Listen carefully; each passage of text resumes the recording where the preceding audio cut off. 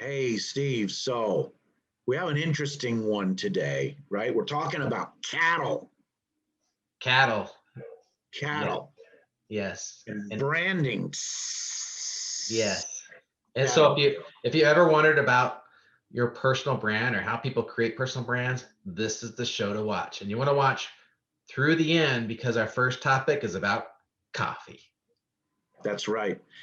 And you're going to find out, a little tiny homework assignment at the end that's going to, give you some opportunities for your own personal brand. So listen all the way through.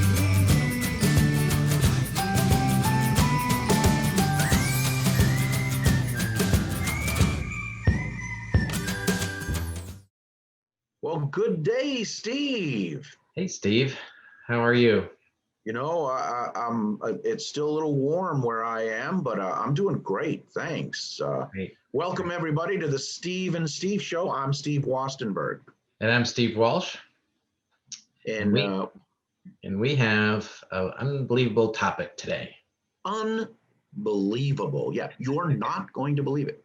That's right. So before we get to the topic, did you get a drink? Did you have something to drink?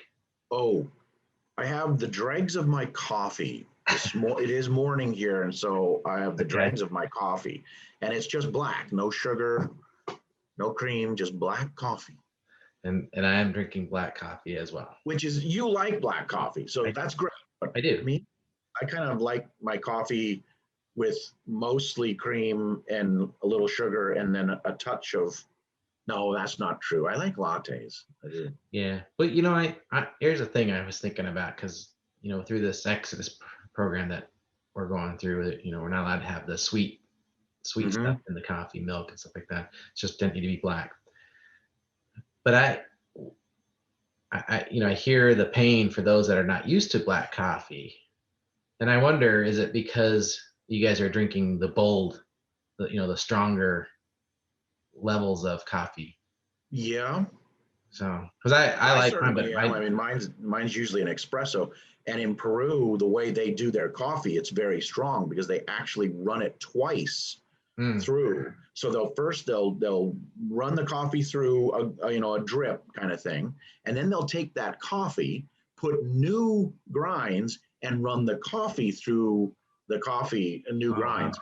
And so they have this double kind of, and then what you do is you get this really strong coffee in a small little, a little deal, and you put that on the table, and you have hot water.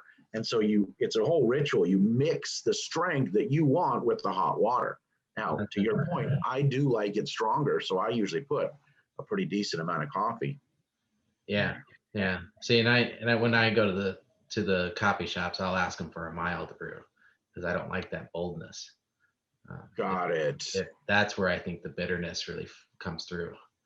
So. Yeah, but that coffee that we have. Hey, is our topic coffee? I don't think it is. Hang here a bit. We're just still getting through. We certainly could keep it that way.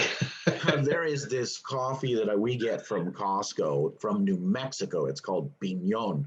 And oh my Lord, it is some of the best tasting coffee I have ever had. I don't remember the exact name, but it's not expensive.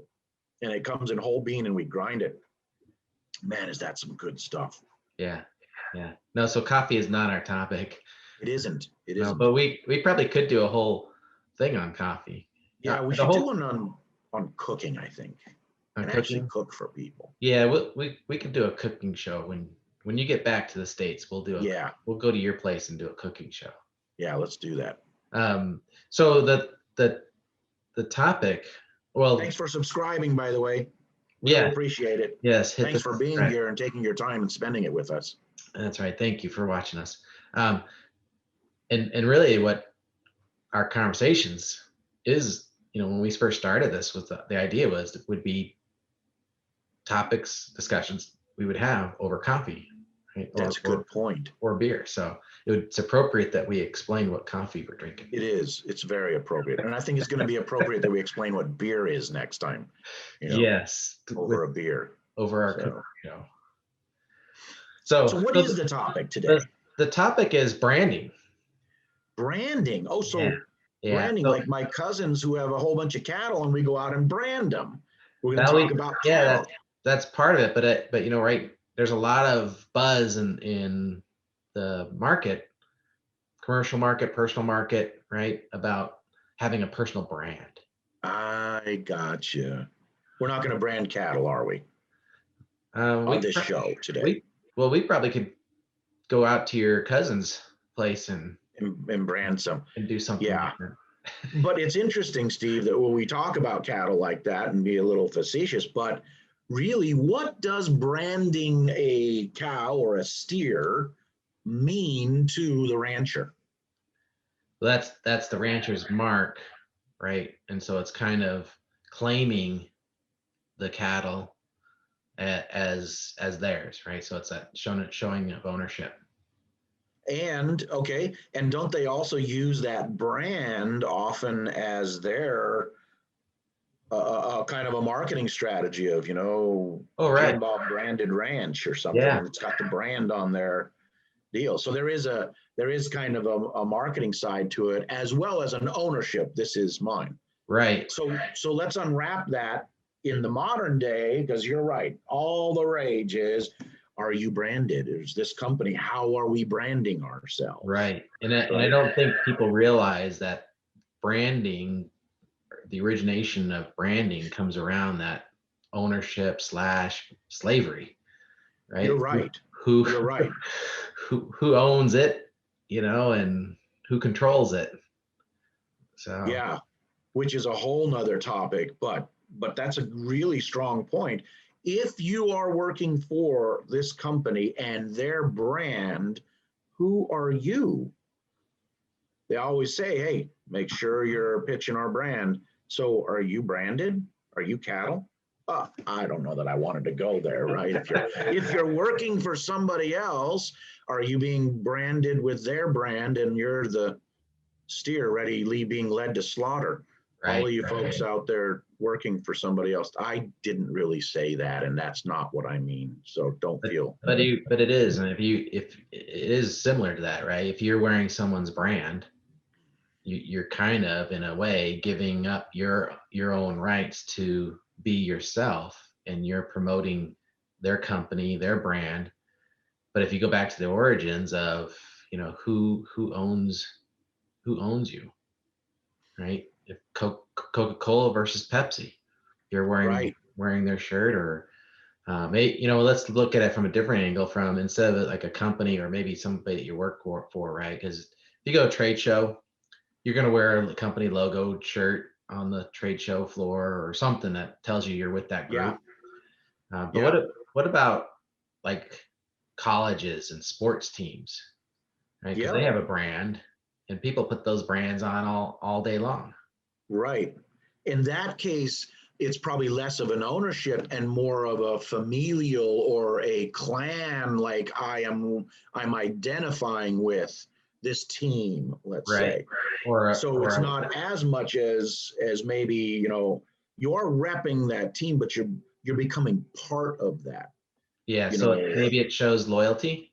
Your loyalty, yeah. So the brand can show loyalty in that sense. Now, I'm sure a company wants you to wear that brand as an act of loyalty to the company that you're working for and they're paying you on. So I don't want to completely say they own you, which they do. Yeah. Did I say that out loud? Because I wasn't trying to say that out loud. So let's look at it from, because this is the big thing that I think a lot of people are hearing now, is like your personal brand. Right. What does this mean, Mr. Walsh? Right. What does that mean? And do you need to have a big logo that, like, remember when Prince when he changed his name, officially changed his name to a logo? Right. Right. And how does that? What is it? What was it? Well, it was the artist formerly known as Prince of Bel-Air. No, that's a different one. The artist formerly known as Prince. That's right. The artist formerly known as Prince. Yeah.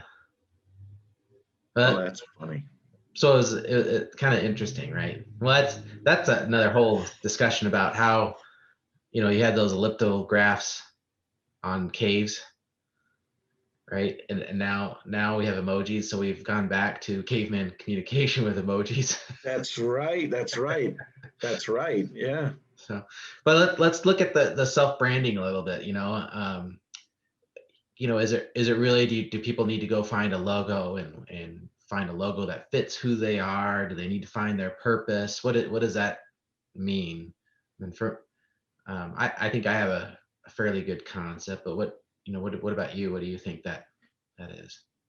Yeah. So, if somebody is going to be promoting some skill or some knowledge that they have, uh, it's going to be easier for people to recognize and re-recognize that if there is a personal brand that somebody puts around whatever that offering or whatever that skill set is that they're doing. So I think a personal brand is really good.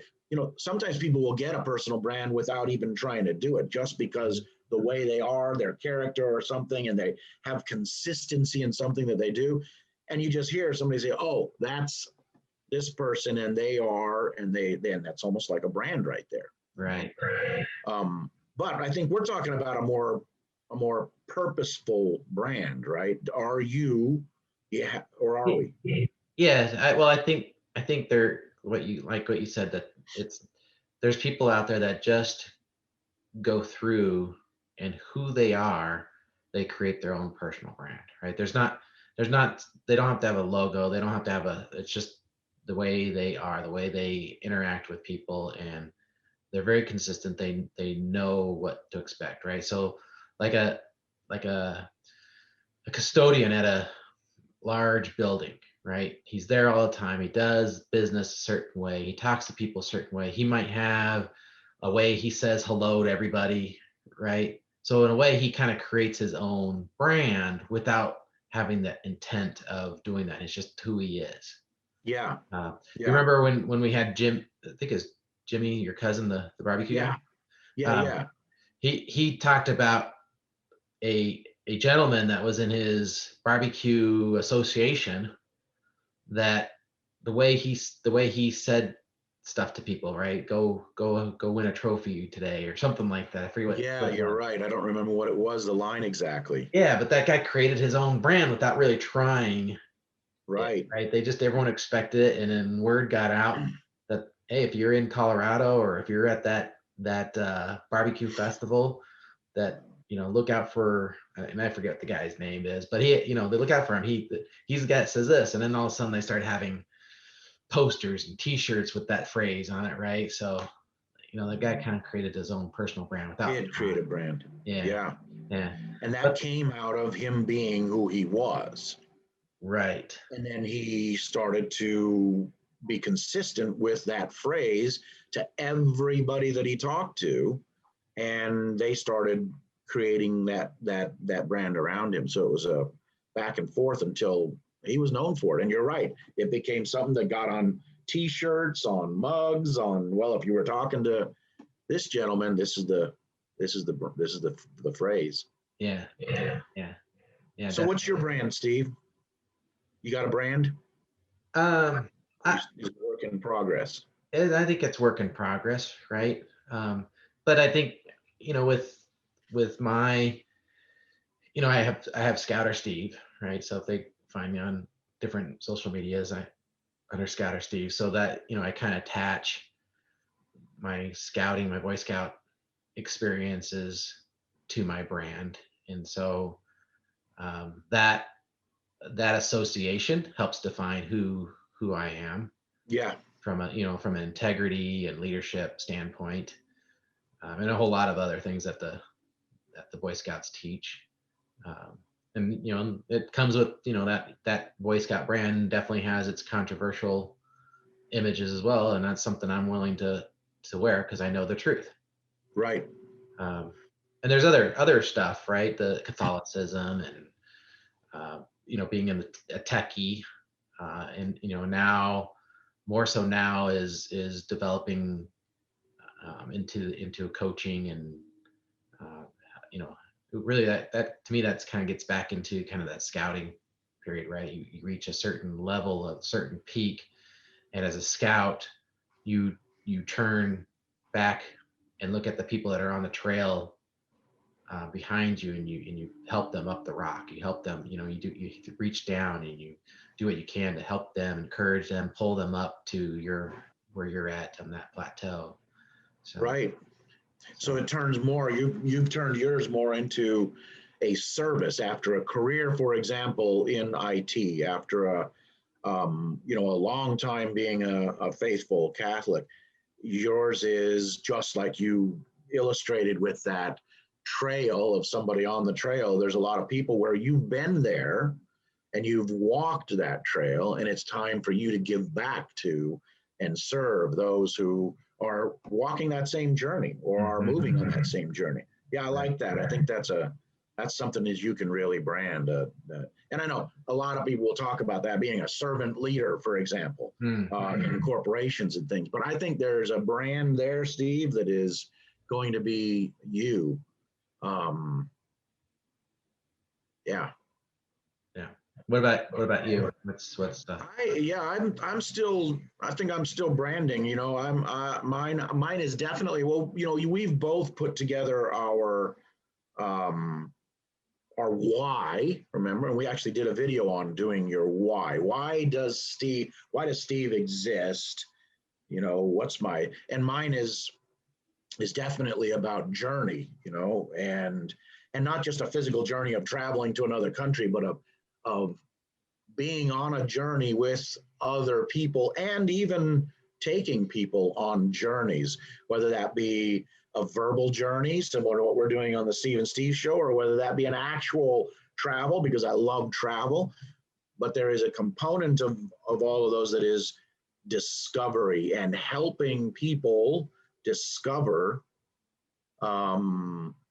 new things and new things about themselves as well. So that's where my brand is going to be as we develop, I think. Well, and I think you're with the crypto and the trading, having that interest and just you talk about it a lot, right? So I think that association with your passion shows up. And so when people think trading or options, I think they think of you, right? And that's kind of that branding. It's a good point. It's a good point because that, especially since I wrote the book and in the last 3 or so years, that is something that people identify me with. And I think it's interesting because I think of that as, yes, trading, investments, cryptocurrencies and all, but for me, those are a means to an end. And the end is liberating, freeing yourself from the stifling world of, being branded by somebody else and doing somebody else's bidding. Now, it's interesting because I want to do everything I can to help a lot of other people and to be more of that servant kind of person. But we are so capable, each and every one of us, of doing amazing things. And so often I think this old image of branding, that we're branded that this is what you got to do. You need to go to school, you need to get a degree, you need to get into a profession, you need to work in that profession for 30 or 40 years, and then you're going to retire, and then everything will be peaches and cream. That's called it. That's not education. That's indoctrination.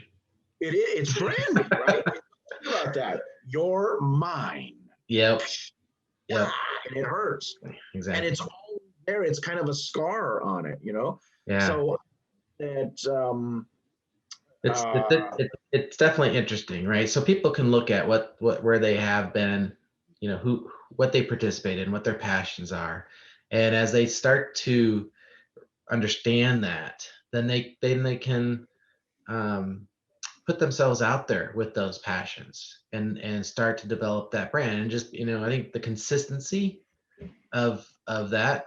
We have a friend, Shelly. We interviewed her, And she's really developing a brand around travel. You know, she travels a lot and she talks about travel, and she, you know, so her thing is travel, and you And know, she's known now. yeah, When you think of Shelley, you think of travel. And in exactly. fact, when you think of travel, you say, hey, I might ask Shelley that, Yeah, if because she's that's the been brand she's there, you created. know, how does she get through Right. the airport, right? And what does she pack? What about Jimmy? You know, he's got the barbecue. He's the barbecue guy, Without a doubt. right? Yeah. And you know what? When you think of barbecue and you're going, man, I had this wonderful barbecue that you ate somewhere. I'd like to make that. Hey, let's That's go talk to Jimmy. I'll go and talk to Jimmy, yeah. My sister, right? We talked to her about dogs, and she is just in love with dogs and horses, and somebody sees it. So the interesting thing is, I'm out here, and now a lot of the folks in Lima, with the whole pandemic and everything, they've really started to take on dogs. It wasn't so much that years before, but now you find dogs everywhere, and it's companionship, right? Mm. But you walk out and you look in the park and you see that dog, that type of breed, that one breed over there. And I think of I think of my sister and her breeding of her dogs. And wow, I could find out some more about that. So the brand really does become, the an identifying thing. And it can be identifying in a bad way or in a really good way. So let me ask you this, Steve. Um, does somebody need to quit their job tomorrow to create a personal brand? No, no. In fact, Fine. that's a good question, because there's people that actually like what they do, right? And but nobody knows about them, right? And so they could develop that brand by getting out there a little bit, getting out of their comfort zone. They could start a training site. They could do a YouTube channel. They could start a blog and start telling people what they do and sharing their knowledge, and developed that expertise in that area. And they have the expertise. Nobody knows that they're an expert, You're right? right. And that's the stepping of branding yourself is, in the IT world, the Microsoft world, there's a lot of people that blog on the software that we consult on, and they get known and people start to follow them. And then Microsoft comes around and says, wow, we really like what you've done. You're educating the community. Here's a brand we'd like to give you. And they call them Microsoft MVP. I think it's a Microsoft valued player or professional or something like that. But then they kind of get that badge or of a reward of some sort, and so now they can accelerate that brand as I'm an expert in this field. Right. But it's really taking that information that you have in your head or your passion or something and making it known and being consistent about known, right? It's very similar to the Steve and Steve show. Every time we do a show, we develop what our brand is more and more. And really, I think every week this year we've added subscribers, right? And Yeah. it's starting to pick up.